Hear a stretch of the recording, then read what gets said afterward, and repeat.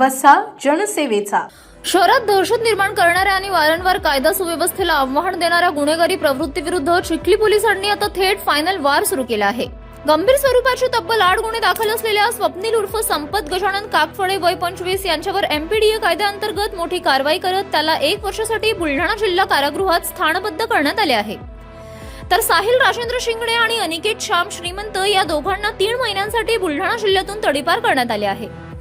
Police निरीक्षक तथा चिखलीचे ठाणेदार भूषण गावंडे यांनी स्वप्नील काकफळे यांच्या गुन्हेगारी पार्श्वभूमीचा सविस्तर एमपीडीए प्रस्ताव जिल्हाधिकारी तथा जिल्हा दंडाधिकारी यांच्याकडे पाठवला होता.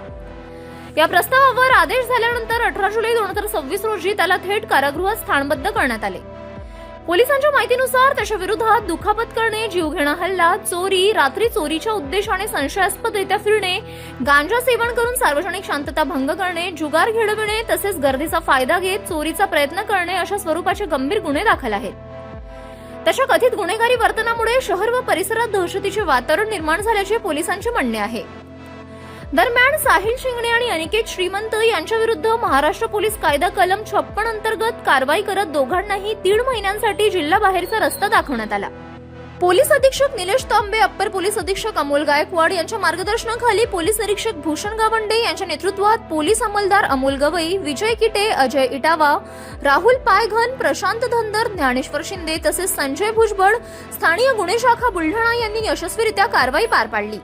स्वप्नील उर्फ संपत गजानन काकफळे वय 25 वर्ष, राहणार शेलूर याच्या विरुद्ध पोलिसांनी चिखली येथे दुखापत करणे, धाक दपटशा करून मृत्यूस कारणीभूत होणे, चोरी करणे, रात्रीच्या वेळी चोरी करण्याच्या उद्देशाने संशयास्पदरित्या फिरणे, गांजा सदृश्य पदार्थाचे सेवन करून सामान्य जनतेला धाक दपटशा करणे, जुगाराचा खेळ चालविणे, गर्दीचा फायदा घेऊन लोकांचे खिसे तासपडून चोरी करण्याचा प्रयत्न करणे इत्यादी प्रकारचे 8 गुन्हे दाखल होते.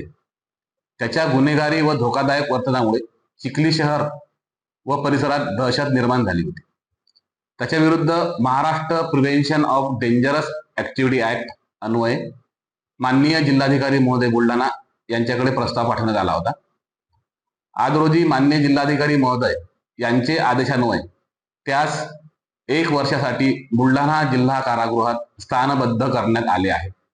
तसेच चिखली येथील अनिकेत श्रीमंत व साहिल शिंगणे यांना बुलढाणा जिल्ह्यातून 3 महिन्यासाठी तडीपार करण्यात येत आहे.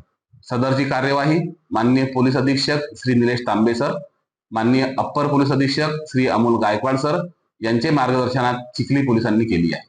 City news.